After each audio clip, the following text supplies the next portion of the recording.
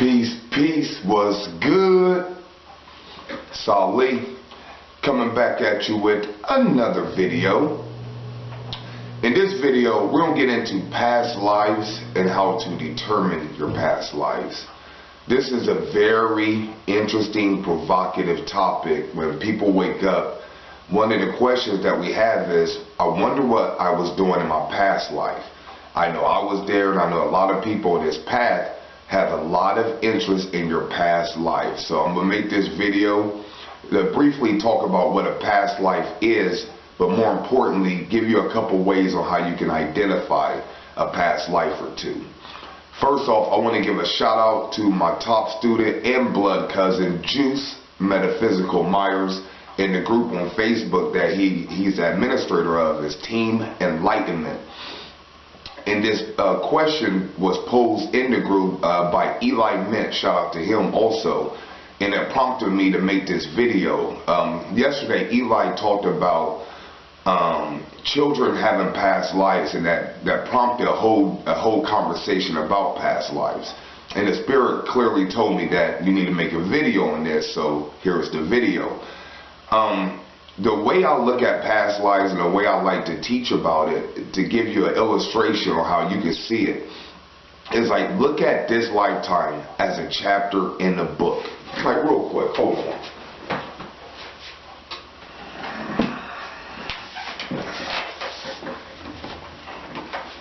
Okay.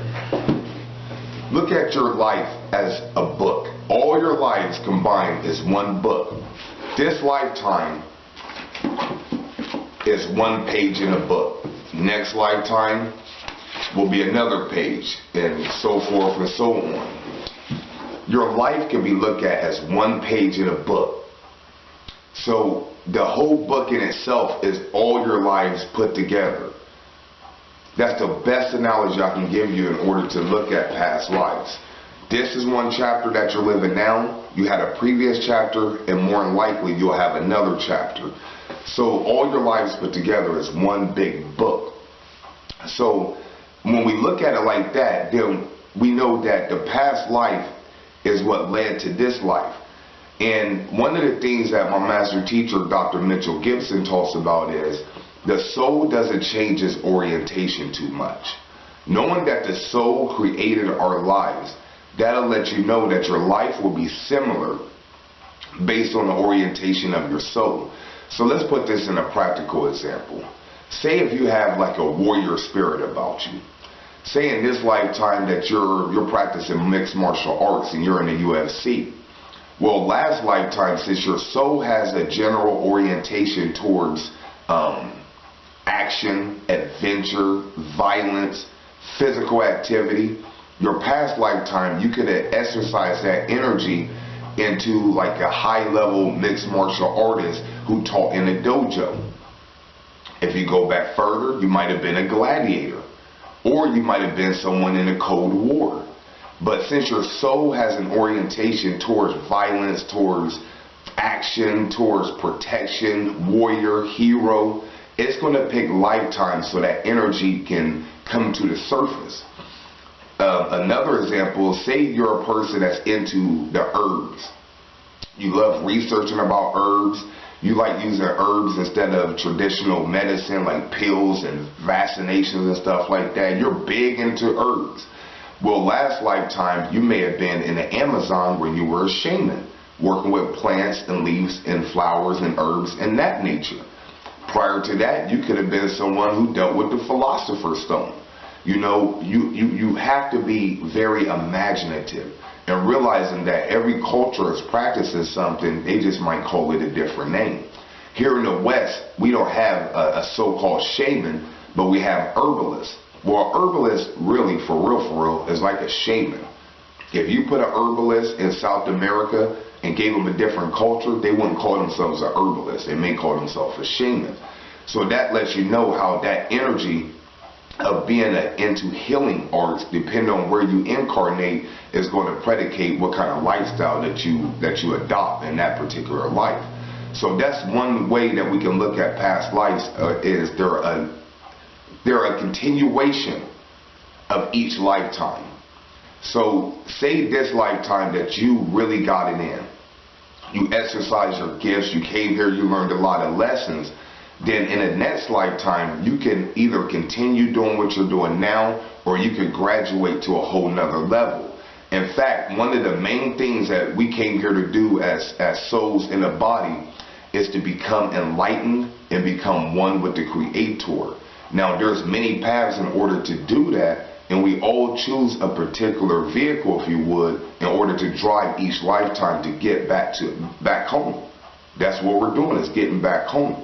So these lifetimes, all these incarnations, all these times that you spent on earth are all leading you into going back to the light, going back to our Creator. And that gets a little philosophical, and some people may not adopt that, but that's the way I view it. That's the way it's been shown to me, so I'm just going to convey that. But it's neither here or there if you just want to know general information about your past lives.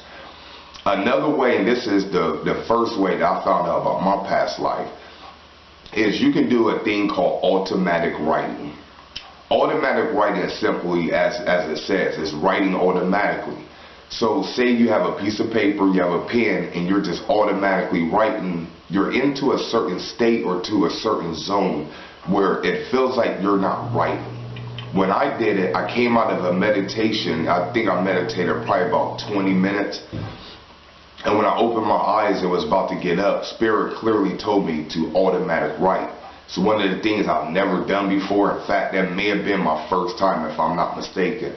But when I wrote, and like I said, I came out of meditation, it was very clear, automatic write. Grab some paper and just write. And I didn't think about it. And I noticed that it seemed like the pen was writing itself. Hard to explain unless you ever done it. But it seemed like the pen wrote itself. The first few words were very it was like a channel. But after that, my human mind kind of influenced it a little bit. But it wasn't important because the first couple words I wrote was actually of a name of a gentleman. It was a last name. When I looked up the last name, which is very unique, it's not a name like Johnson Smith or Thomas or something like that. It was a very unique name. And when I Googled it, I was surprised that the name actually popped up. The name popped up and it was connected to a gentleman, and he lived in Europe. So this defies all logic, all rationale, that we say that we incarnate from one country or one race, one culture, one gender. All these things are very much blurred. You have to remember that when you choose a life, that's like choosing a character in a movie. In one movie, you can play a black guy in Nebraska. In another movie, you can play an Asian in Malaysia. Another movie, you can play a baker in Europe. You know what I mean? You can play a shaman in Africa. You can play a goat herder in South America. Those are just different characters. So in the lifetime that I was picking up during the automatic writing, it was a lifetime. I believe he lived in, I want to say probably about 1,000 years ago, if that long. But it was a gentleman in Europe. Now, after I did the automatic writing, after I did the Google, now a synchronicity led up to have me verify that genuinely was a previous lifetime of mine. So from automatic writing, from Google searching, and then I had a major synchronicity where it was undeniable probably about a week or two later after that situation. From all those three things, I was able to determine one lifetime. Now, it took research, it took work, it took being intuitive, it took paying attention to signs and synchronicities. It took more than just a spirit or a being coming saying, Ali, this was your last lifetime and this was your name. It took a little bit more of being very aware spiritually in order to find out that. But that's one of the things that you can do in order to find another lifetime, is meditate 15-20 minutes and then try automatic writing.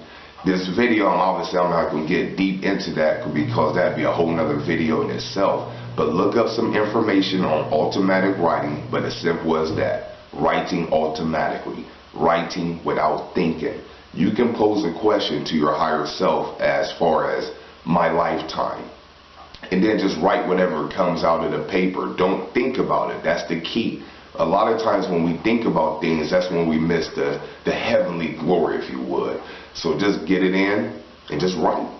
Write what? Write whatever comes to you, but try your best not to think. This is a practice within itself. That's why I don't want to spend too much time talking about it. Another thing, or probably the easiest way to figure out a past life, and this is, I've determined 2 of my past lives, and the way I'm about to tell y'all now is probably the easiest way to find it out. It is by connecting with a true master or someone that is psychically acute enough to read the akashic records. There are individuals that walk the earth that are able to connect you with your past life. I was lucky enough to meet one of these beings, Master Mitchell Gibson. He told me my very last lifetime. When I spoke with him, when I was questioning what my purpose in life was, what direction to go into, what came about was him digging into one of my past lives, and it was actually my very last lifetime. By finding out the information of my last lifetime, and at this time, he knew very little about me, and I knew a lot about him from following the work, speaking of Master Gibson, but I've never talked to him, or I talked to him one time before. The second time I've ever spoken with him, obviously he did not know what was going on in my life. But for him to pull up a past lifetime that placed me in a particular place, studying certain things, was phenomenal. The reason why it connected, because the things he told me that I studied in my past life were things that I was studying in this lifetime.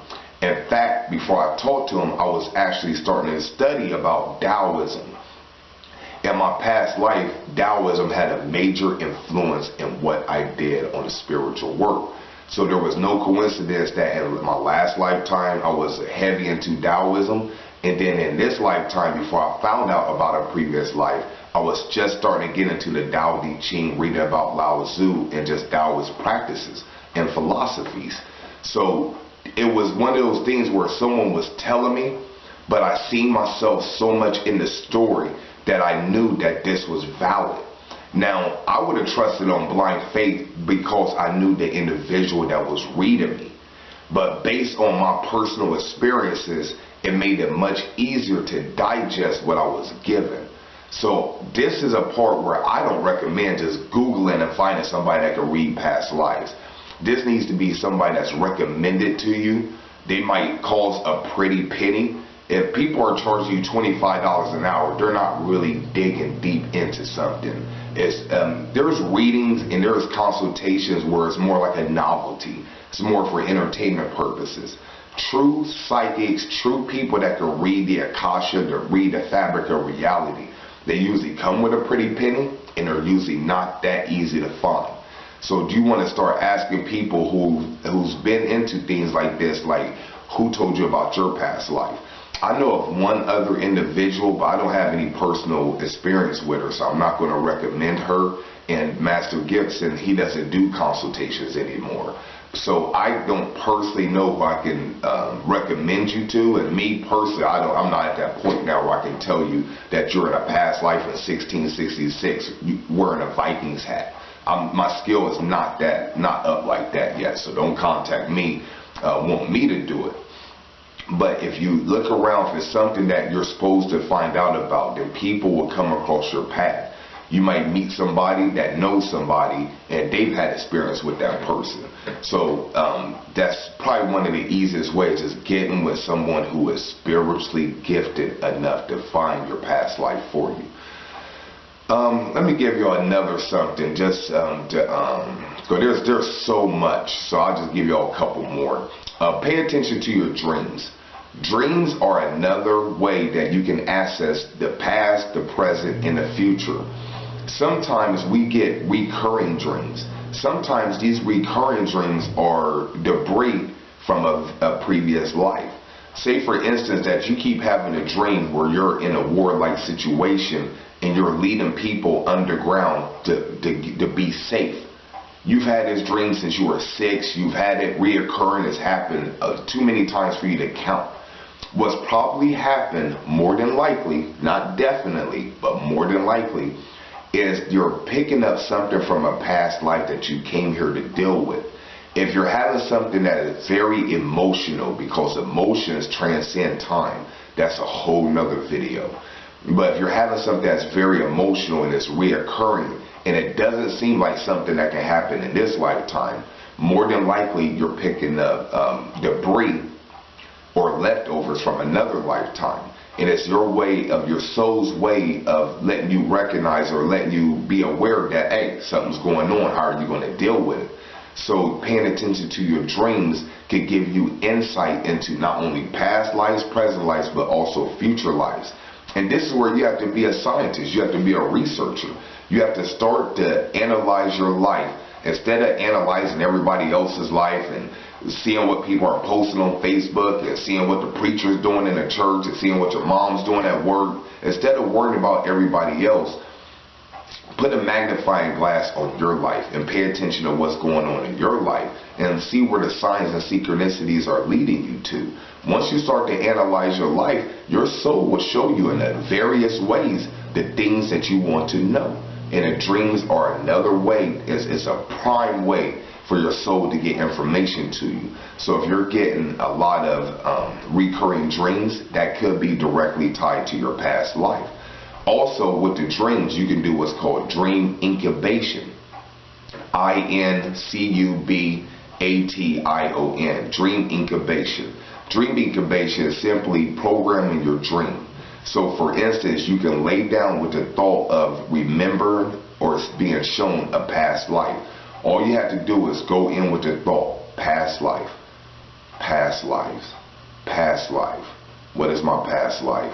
What is my past life? However, you can focus your mind in order to see a past life, but you want to put that word out there, past lives.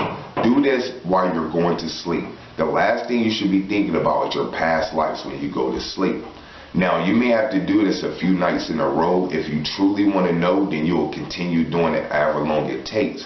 But when you do this, what you want to pay attention to is if you wake up out of a dream, write the dream down. If you don't recall your dream, then just note how you feel when you wake up. Sometimes you may wake up, you may not remember a dream, but you may feel very accomplished. Like, I feel like I accomplished something. And then the next night you might find out you won an award in a past life. So it works so many different ways. I mean, that's what I mean. It can come to you in so many different ways. I'm just giving y'all some ways that you can really just do your own coursework. You know what I mean? Just really do some research. But pay attention to your dreams. Look at dream incubation. That's another way of finding out a past life. Other than that, oh man, there's so many different ways, but I'm gonna leave y'all with probably the easiest way is really to see what your gifts are.